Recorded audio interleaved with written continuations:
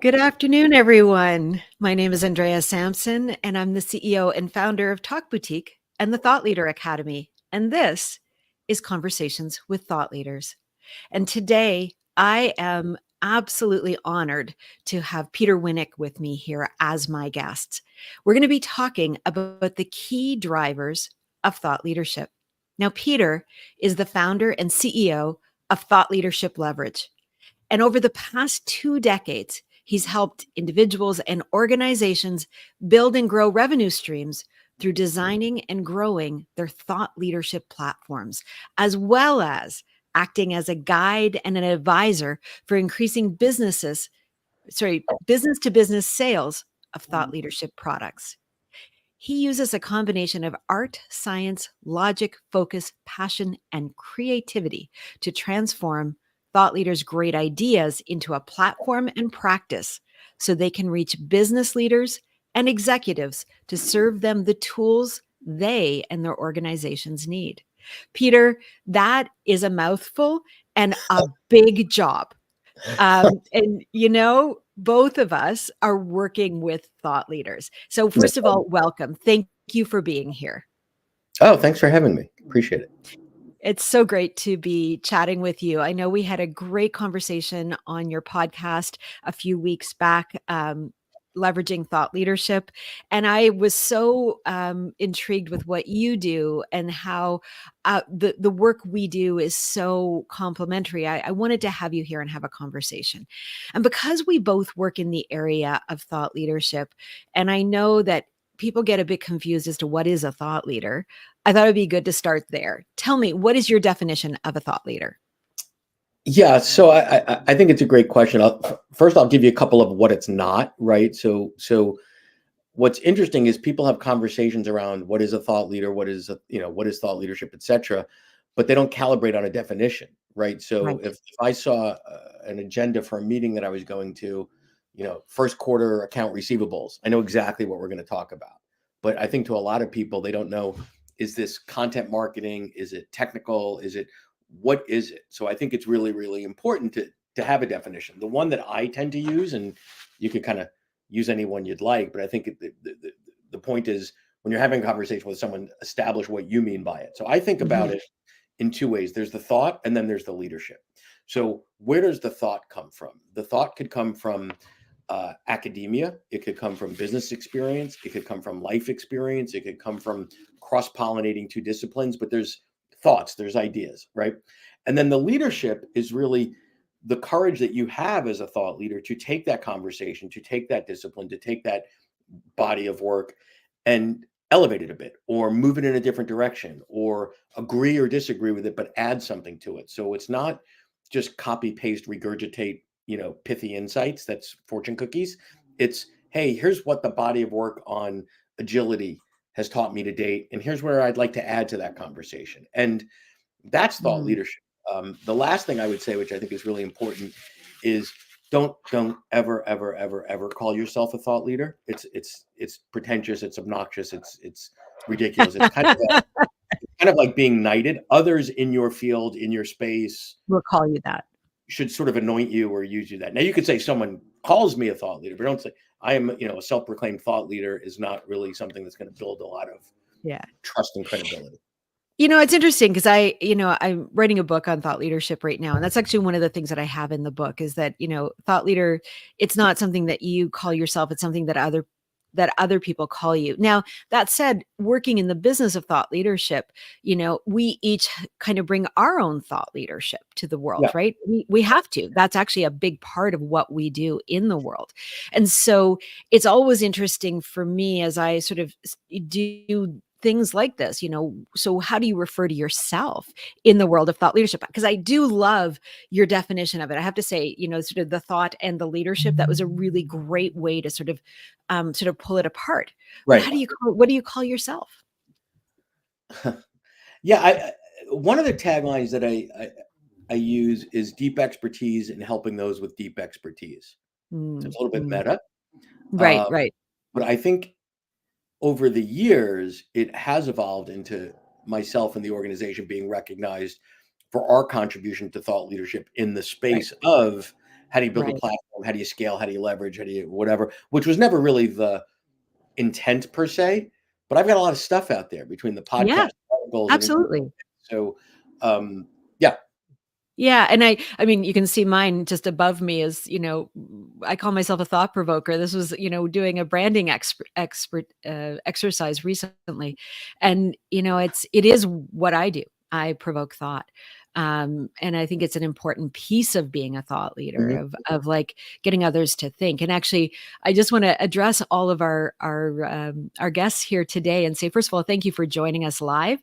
And this is meant to be an interactive conversation. So if you have questions for Peter, go ahead, drop them into the chat, and we'll make sure that we address them throughout today's session. When I think about the work that we do as, first of all, supporting and helping thought leaders grow and get their thoughts out into the world. One of the pieces that I think a lot about when it comes to a definition of a thought leader is um, that thought leaders actually make change. They create change in the world. Do you agree with that? Is that part of your definition? I I think there's lowercase c change and capital C change. So you don't have to be a radical, but the reality is the outcome of folks embracing your work, embracing your thought leadership. If it doesn't lead to something changing, way they think about the world, the way they see the world, the way they behave, then what was the point, right? What is the point? Yeah. Because I think that's key, right? To me, it is like those thoughts, whatever it is that you're bringing into the world, the way that you're thinking, what's unique about your thinking in some way, shape, or form is contributing to creating new thinking. And yours is inspiring others. And it may inspire not only others, but in fact, the way in which we behave. So, you're not just inspiring others to think differently, but to also do differently, Well, and create differently. yeah, one of the ways I think about that is I think of it as like a lens. Like, Mm, when you think about maybe the first time you were exposed to something like emotional intelligence, well, it's a lens that you see the world through, and you kind of can't unsee it after that, right? So when yeah, you think about how are you getting people to see things just a bit differently, and it doesn't mean, you know, change doesn't have to be radical. There could be nuanced. It could be totally. small or it could be big. And I talk about that a lot in the work that I do because I'm often working with, and when we were speaking a few weeks ago, the work I do is probably with people who are a little earlier in their thought leadership journey, and so often that's the piece that I'm helping them to understand is that their lens, the way Yeah, they see things, is actually really important because it's helping others to see things differently. sure. So to your point, so it's a really big piece of that. But, we called this the drivers of thought leadership. And, I know you've got some thoughts on that. So tell me, what are the key drivers of thought leadership? Yeah, so at the risk of sounding like the consultant that I am, it depends, right? So there are no I don't think here's the 5 drivers of thought leadership. I think everyone has to think about what are the drivers for them and for their business and for their organization, right? So some of the common themes, if you will, are okay, well, what is it that you're creating? Who are you creating it for? How do you want them to consume that content? What are the outcomes, right? Um, so that would be some of the drivers. I think that a lot of thought leaders stay in the create mode because that's how they're wired. They're creators and they Absolutely. create a lot of stuff, create a lot of stuff, create a lot of stuff.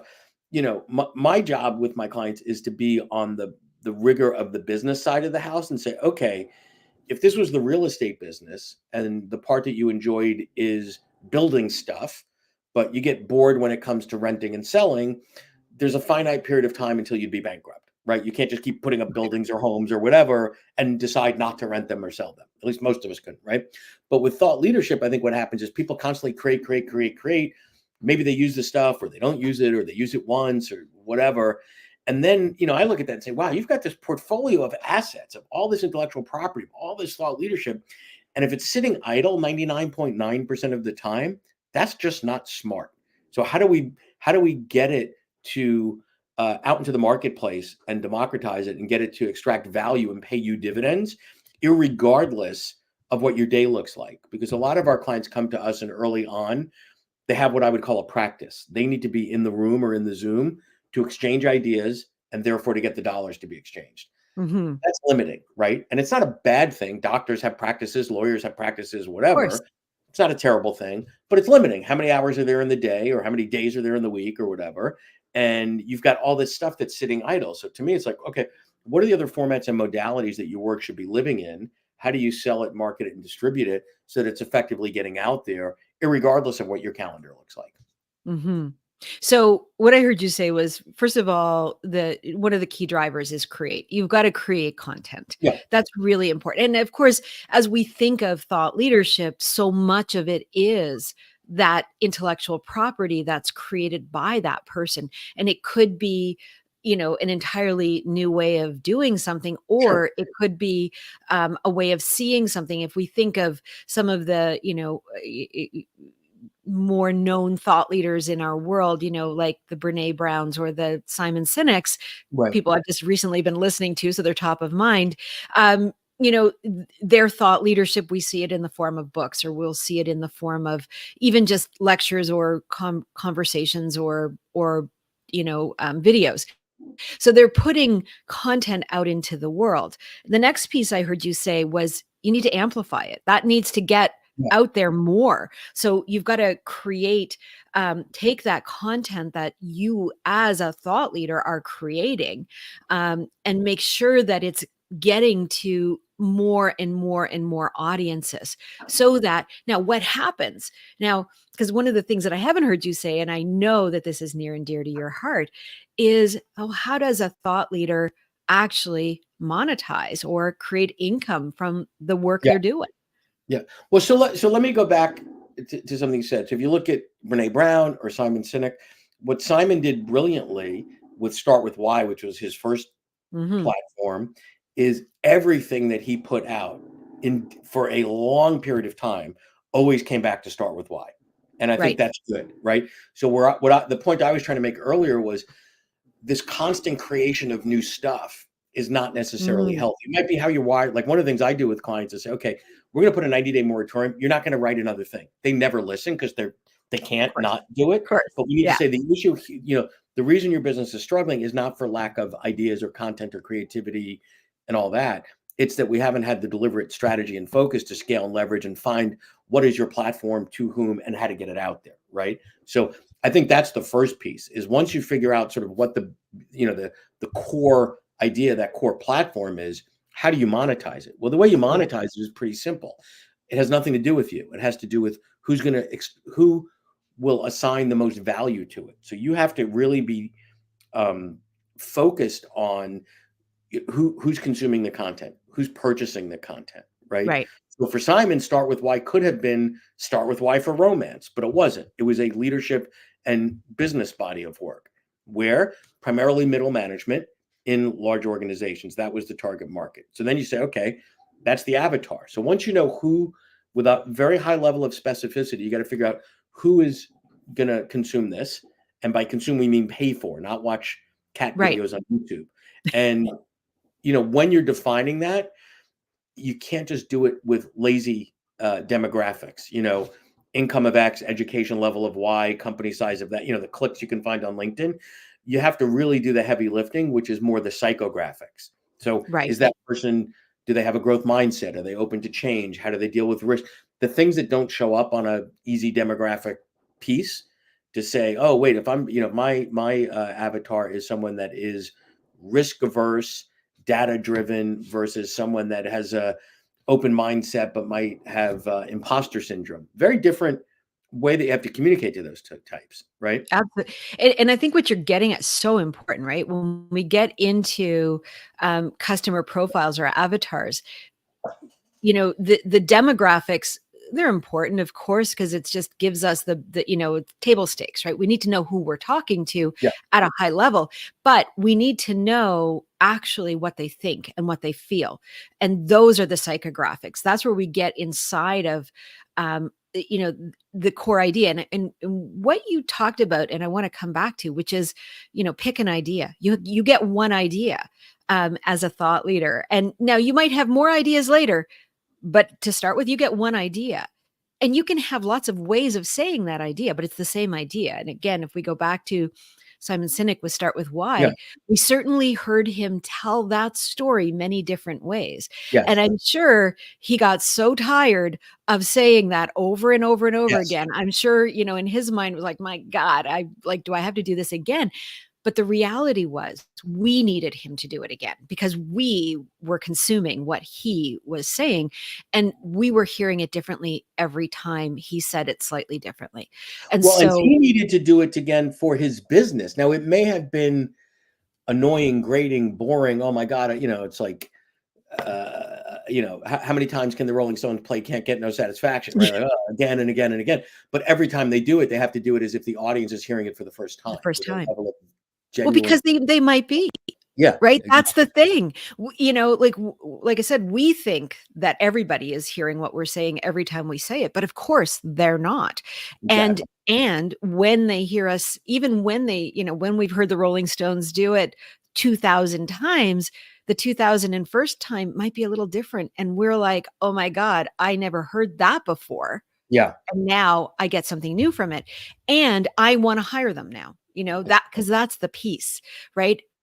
Suddenly it all drops in and I think my team needs to know this, or I need to hire this person as my coach, or I need to, whatever it is that thought leader is selling. And what are the products that a thought, Simon, we talked about is more corporate consulting, but how are thought leaders typically monetizing their thinking? Yeah. So this is where I think creativity comes in, right? There's lots of ways to do it. You got to find the right way for you based on your avatars and your business model. So there are the obvious ones. They write books, they keynote speak, they advise, they consult, but things like, a validated assessment tool, things like an organizational diagnostic, things like a mastermind, things like third-party certification, train the trainer, integrated licensing. Some of this stuff is boring and wonky, but it makes a hell of a lot of money, right? Licensing your IP to a Fortune 100 company to make it part of their high potential leadership program is big bucks, right? So I think you need to think about the format. You have the idea, and you can put the idea in multiple different formats. And the irony is, lots of thought leaders get obsessed with writing a book, right? And a book is just on a dollars in, dollars out, the lowest ROI Totally. for many, just on number of units sold times, a couple dollars a unit. Take that same idea that lived in the book and put it into consulting engagement. That could be a 6 or 7-figure engagement, right? So the book ROI comes once removed, typically, Right. right? And how do you productize these same ideas that you've developed and and done all that?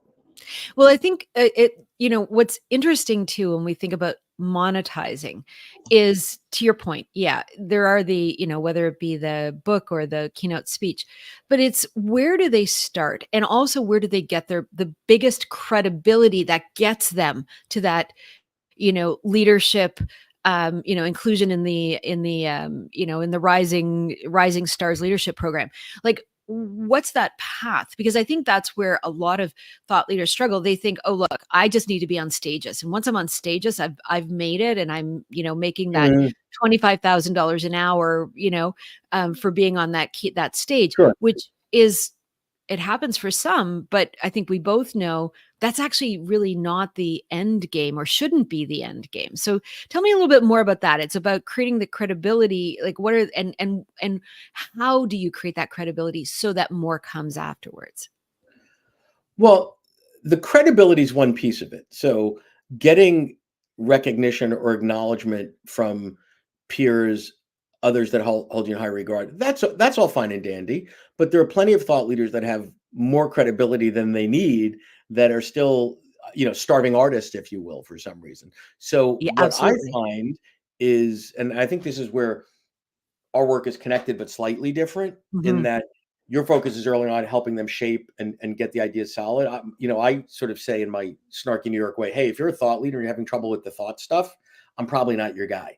If the Right. trouble is sales, marketing, business development, distribution, getting it out there, monetizing it, let's talk, right? Right. And we do Right. help people polish up their stuff, Yeah, but we're not the of folks that are course. going to start with the blank slate. So Yeah. I think that the missing piece is the first wave of your work should be coming from people that you already know and love, your network, your relationships, people you went to school with, people that you worked with 15 years ago, 20 years ago, whatever. Are you going out to the people that know you, love you as maybe even something else? They knew you as a junior analyst or whatever, or as an investment banker, but now here you are as a leader in agility or resilience or whatever the case may be. I think that, the struggle on the marketing side and the sales side is most thought leaders don't like it. They're probably not all that good at it. They Yeah. don't go at it with the rigor and consistency that it requires, which is fine. Because if that's, be honest with yourself, if that sounds like you, then find a partner that's going to do that for you. Because Right. lots of, I've seen some brilliant, brilliant work that's never seen the light of day because that particular thought leader doesn't have the skills to get it out there. And Right. when you think about what are the skills that it takes to be a great thought leader, research, good communicator, putting ideas together, critical thinking, great.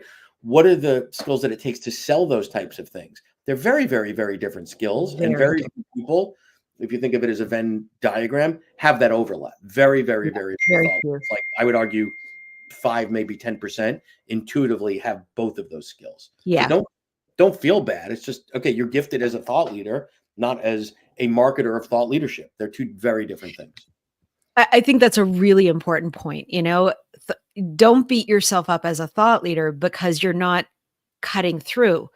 It could be you're just not a good marketer, and that's okay. There's a lot of good marketers out there. Yeah. And so work with a good marketer. Like you're right. Like the work that we do, we work with people at that blank page of, okay, let's establish what is your core thought leadership? What do you want to take out into the world?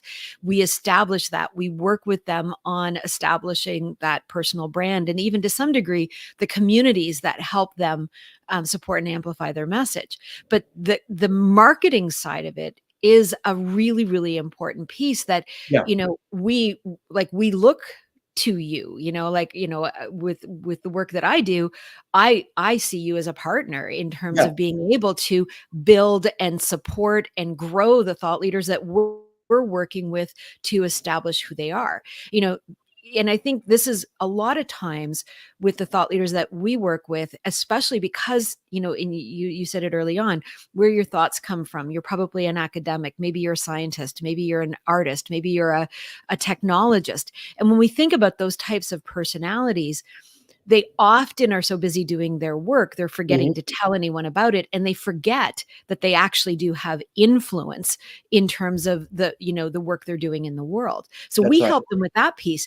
But what you're doing is then working with that influence piece and taking it to the world. So as you think of that, what advice would you give to somebody who is in that early stages of working on their thought leadership? What are some of the things that they should be doing right now that will help them come to you with something you can use?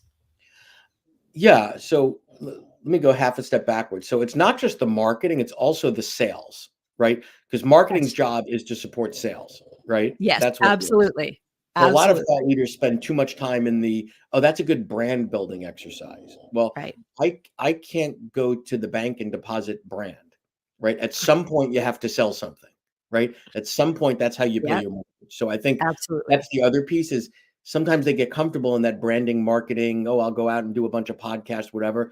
Okay, how do the activities that you're investing in connect to directly or indirectly the cash register getting run? Because that's Right. the objective of marketing, right? So that's the other piece. Other thing I would say is the worst position to be in as a thought leader, and many are just this is the way it is because they're solopreneurs, is to also serve that sales function. So if you're a thought leader and you're selling yourself as an advisor, consultant, whatever the case may be, now there's a marketing something happened that brought somebody to you. Now you're selling yourself. So you're the delivery vehicle and you're this salesperson. Well, you're in conflict, and usually the winner there is the buyer because you're either going to lower your price, give away too Right. much, throw in the kitchen sink, not want the conflict. Sales doesn't have to be tense. Sales doesn't have to be, combative. Of But course not. other Yeah. people can say, Andrea is really good at what she does, and she commands top dollar. When you say that, you kind of sound like a jerk, right? You can't say, I'm great. You're going to pay me a Right. hell of a lot of money, and I don't even want to work with people like you. Yeah. So thinking about the roles and division of labor there. Um, going back to your original question is I've seen too many thought leaders spend too much time creating in isolation. And, what I would ask is what you're creating, is it solving a problem that needs to be solved? And by needs to Mm, be solved is who's going to pay for it? Because there's right. so many things that are interesting, intellectually fascinating, whatever. But at the end of the day, who, going back to your avatars, is going to put money on the table to buy that to do X, right? Right. And what are they buying? Yeah, You and know, what are they buying? Right, and what are yeah. the outcomes and what are the benefits and all that? So Because I think that's such an important, I was gonna say that again. What problem are you solving for? yeah, Like, like as a thought leader, as somebody who has really interesting thinking, great. It's interesting, but is it sellable? and I think that where a lot of thought leaders get sort of stuck is, "Oh, no one else does this. I'm the only Right. one, blah, blah, blah, blah, blah," and it's like, that's really tough because that means there's no line item for it, there's no budget for it, they're not in the market for it, so you have to invest a lot of time You're educating the buyer. You're not get where you're not getting paid to convince them that they have a problem. If you say, "Oh, um, mine is a new and improved version of something to help teams perform better," people get that. You have to anchor it to right. something that they know, Yeah. and not be so far out there and so radical. Well, I think that's a really important point. Building a market is really expensive, Yeah, really expensive. I mean, when I worked in advertising, this was, everybody wanted to be the first one in, but right. do you have the pockets to be able to do that? Probably not, because it's really expensive. And the reality is, if you're the first guy in with no money, the next guy, the big guys are going to go, great idea. Let me just take it and run with it. And they do. We've seen that a million times in market. Exactly. So there's that. But I love that distinction that, look, don't be so afraid of making sure your product is so unique that no one knows what it is, or your thinking or your idea. It's okay to have an idea that's an innovation on an old idea. Like, we can innovate. We don't have to create all the time. And oftentimes there's Innovations. yeah, I was gonna say there's a lot of money in incremental improvements too, versus Oh, brand new ab introduction. I mean, I think the greatest salesperson in the world was the person that sold the first fax machine, right? Tell me more. Why? Well, what do I do with this thing? Who am I Right. gonna fax? What so here's this big bulky thing, it's $1,000, Right. it's got this thermal paper, what the hell do I do with this? Now, once everybody had one, and then you go buy one at Staples for $100, you didn't have to sell it. Like, "Oh, Right. I need to have a fax machine." Like, Right. does Apple need to sell a cell phone, or an iPhone? Right. No. You need an iPhone or an Android Yeah. or I whatever. mean, Then, you know yeah, great example, right? Because, if we look at, when in 2007, I think it is, when Jobs introduced the original iPhone, we were all addicted. Yeah, We all had our phones. We loved having communication, but we never thought we were going to have a computer in our pocket. And right. suddenly Apple says, what about if you had a computer in your pocket? And the world changed, right? And today, of course, we can't imagine, our lives without it. And I think that's a good example. I mean, Steve Jobs was, brilliant, an innovator, but also a creator and a thought leader in so many ways. But he was a Right. great salesperson. That's what he Yep. knew how to do really well. Exactly, exactly. Peter, this has been absolutely fantastic. A great conversation. Thank you. Now, any last words you want to leave our audience with today? I mean, I would think the last words would be, if you're really serious about being a thought leader, you've got to have a strategy, right? Mm, And really smart people that are passionate about what they do confuse activity with productivity. They're doing a lot of stuff. They're not sitting around lazy, but activity that's not connected to a strategy that's teaching, showing you how to get from A to B to C to D in a logical way is futile.